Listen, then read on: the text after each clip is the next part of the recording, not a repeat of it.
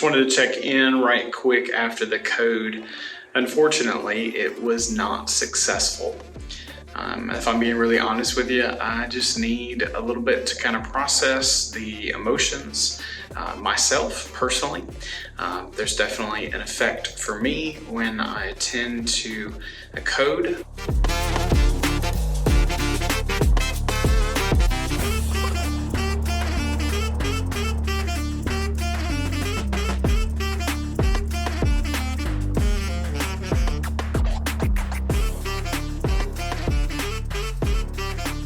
Good morning, my name is Bobby. I'm a chaplain resident at a level 1 trauma center. Today is an on-call shift, a 24-hour on-call shift as a resident chaplain. I invite you to come along with me as we see what this day holds. Today's starting out as kind of a dreary, overcast, and very rainy morning. It's supposed to be pretty rainy throughout the day, so we'll see how that impacts the work here at the hospital.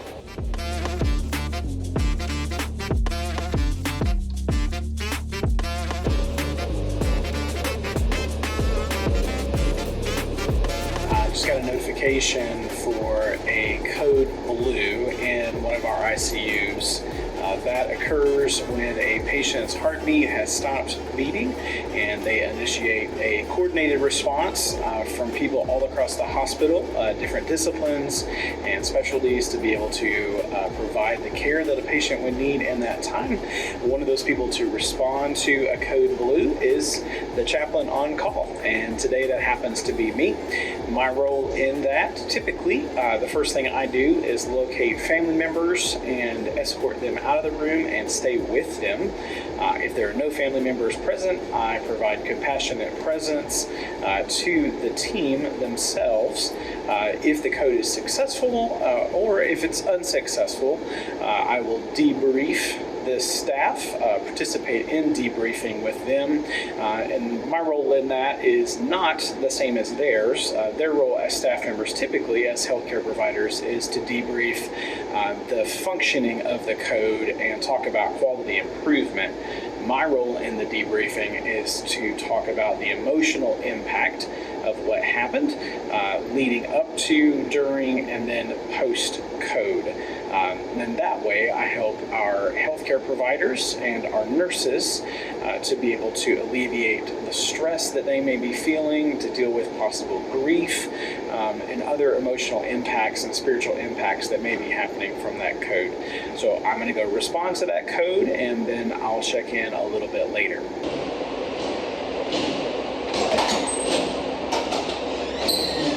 Unfortunately, it was not successful. If I'm being really honest with you, I just need a little bit to kind of process the emotions myself personally. There's definitely an effect for me when I attend to a code. This particular one, there were 7 rounds of shocking and rounds of CPR and multiple medications to try to revive the patient. And we had to eventually talk to the patient's spouse on the phone to be able to determine whether or not we needed to continue CPR, which the spouse said they wanted to the first time. The code continued again for another 15 minutes or so with no response, no pulse, and we called the spouse back again, and the spouse discontinued the code response at that time. So personally, I just need a little bit of time to kind of decompress, process those emotions for myself, and then I'll check in with you in a little while. All right, I'm coming back after the code blue that we had in one of the ICUs. Just a quick review on what happened. The chaplain on call today, responding to pages and traumas, things like that, as well as just general needs here in the hospital. I keep a pager on my hip that alerts me to those pages that would come in. I was over in a different ICU, received the page that we had a code blue in an adjacent ICU, responded to that, and spent time with the team. Hey, look, remember as well, I'm a chaplain experiencing these things, so I'm going to give you my perspective, sort of a medical adjacent perspective is how I normally describe it. I know just enough about the medical side of things and the way they work, but I am not a clinician or a provider in that sense. I'm a spiritual care provider. So these are my reflections after that code. This particular one was unsuccessful. And what that means is that in spite of the medical response to the patient's heart stopping, we were unsuccessful in restoring a heartbeat. So that's kind of the nuts and bolts of what happened. I want to share just a little bit of the emotional and spiritual impact of what it's like for me to respond in these situations, and what it's like for me to share calm and emotional space with our staff members, and also what it's like for me to help debrief and just in that whole process. So a little bit of my train of thought. People often wonder and ask me, as especially my close friends and family, what it's like. And they worry about me and think about what I may see and what I may experience, honestly, for good reason. I don't want to say that I have seen it all, because certainly I haven't, but I've seen way more as a chaplain at a level 1 trauma center than I really ever wanted to see. I've seen a lot. And in some ways, those things are disturbing, and in some ways, those things I've begun to understand how to process and work through the things that I encounter. In a code, what I do is I take care of myself. I'm aware of my heartbeat, my particular racing heartbeat, the anxiety that I feel, my position, in this case, in the hallway or sometimes in the room. I want to be present and close, but not in the way. I want to be near. That way I can respond and help really to embody a calm response in a very not calm place.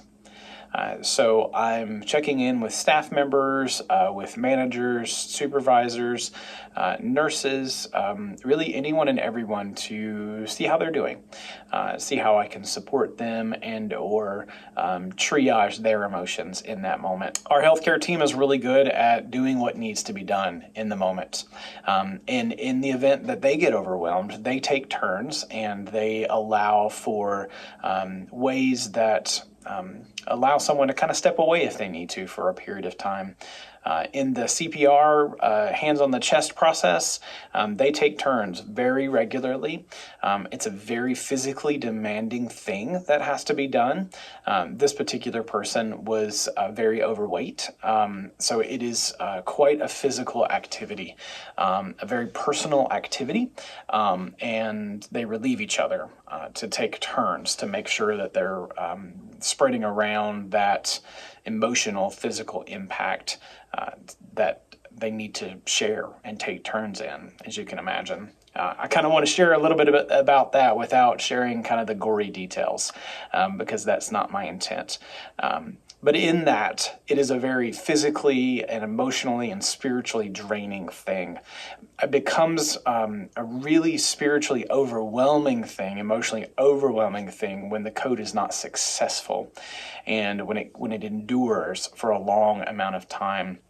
You can imagine those conversations that doctors have on the phone in this particular occasion with family to inform them of what's going on and our response, and also elicit decisions from family without forcing them, making them aware of what's going on, informing them. That's called informed decision making, but also letting them know the limits of where we're at and what could happen. Often with CPR, especially with overweight persons, ribs are broken in the process of compressing down as hard as they need to compress in order to stimulate the heart and keep the blood flow going. There is trauma from that is sometimes even harder to overcome and harder to work through, even when a code is successful. In someone who is older and someone who is fragile or has very brittle bones, for instance, that can be a very devastating thing, the recovery coming out from a code, even when it's successful. In this particular case, like I said, it was not successful. So at some point in the second phone call, family says, stop resuscitation attempts. Doctor communicates that to the team stops, and we pronounce. We have a moment of silence as a team that I get to participate in. Sometimes I get to lead those moments of silence. Sometimes there are prayers out loud if I'm aware of the patient's spirituality and faith. Sometimes as God leads me, I just pray out loud anyhow. This particular time, we just had a moment of silence for the patient and the patient's family. In order to testify to the sacredness and the dignity of this particular person's life, but also give time for that emotional expression and release. After that, often, and in this case I did, I take the role of thanking the team for their response and for their work. It's a very thankless thing that happens. And I get to be the one that says thank you for your hard work in attending to this patient and the work that you did, in this particular case, attempting to revive. But I just say thank you. Thank you for your service. Thank you for your work today. Often staff will express some kind of appreciation to that sentiment, and I hope that means something deep to them as they decompress later.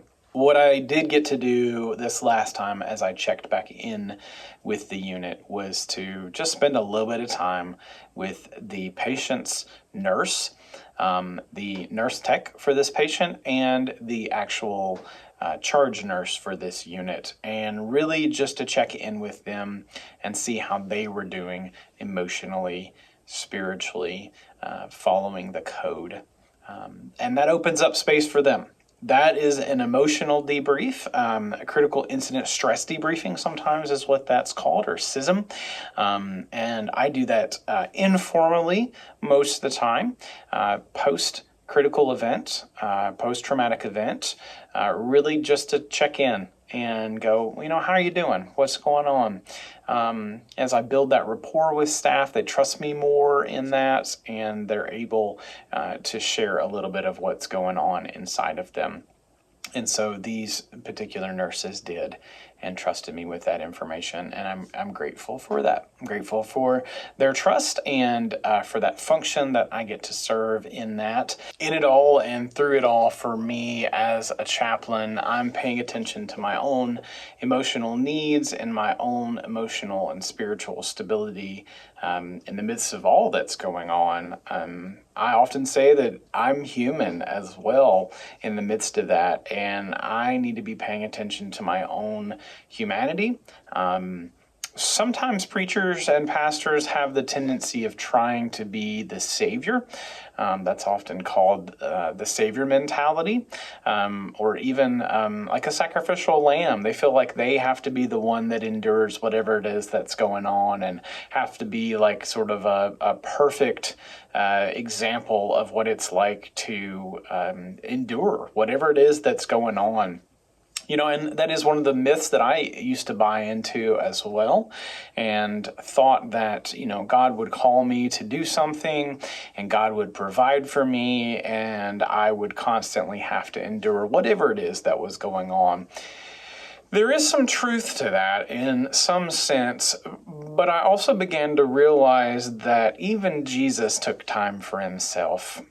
If you remember in the Gospels, it talks about Jesus going away from his disciples, or spending time privately in prayer, or asking his disciples to pray for him while he went away and prayed.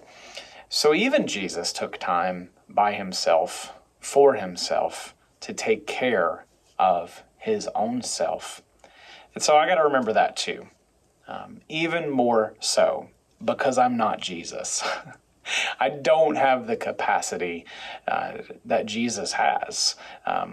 In many ways, I don't have those capacities. I am human. So even those things that God calls me to do, and those calls, those pages literally that I get while I'm on call, I need to realize I have limits, and that I need to take care of myself in that as well. So that's what I try to do. So after this particular code, what I did is I walked the block around the hospital, got outside, got fresh air, got out of the sterile air environment of the hospital in order to just enjoy some nature and a little bit of light on my face. It wasn't a sunny day, as I told you this morning. It's a very overcast day. I also went to lunch after that as well.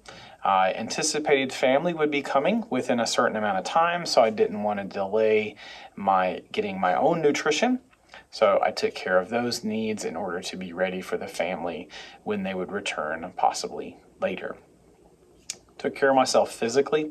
I also took care of myself spiritually and emotionally, and gave myself some grace in the midst of that all to share a little bit of what I was going through with a colleague, another chaplain friend of mine. And so that helps me as well, kind of spreading out that anxiety, spreading out that burden, and finding calm for myself. So I'm ready to give as the time would come later in the day. As we end this on-call shift together, I want to tell you thank you so much for joining me. So many other things went on today. Lots of calls and consults, pages, visits, follow-ups, that kind of thing in my normal units, patients requesting prayer. All kinds of things happened today, but this particular video, I wanted to focus in on my response in a Code Blue situation. So I hope this has been helpful to you as you're kind of wondering what that might look like for me to respond in those situations. I also am hopeful that there's some encouragement there for you as well as you process what you're going through. And when there are some tragic moments in your own life, maybe you're the one that responds as a family member or as a loved one or a minister or care provider as well in those kinds of situations. My hope for you is that you take care of yourself. Remember that you're human. Remember that you have limits. Just like Jesus took time for himself to take care of his own needs, you take care of yourself and your own needs. Find rest for your soul. So may God bless you. May God shine his face upon you, give you hope and peace and strength for whatever it is that you find yourself in. May you be kind to yourself. May you receive that grace that God freely gives to you. Until we meet again, God bless you. Bye-bye.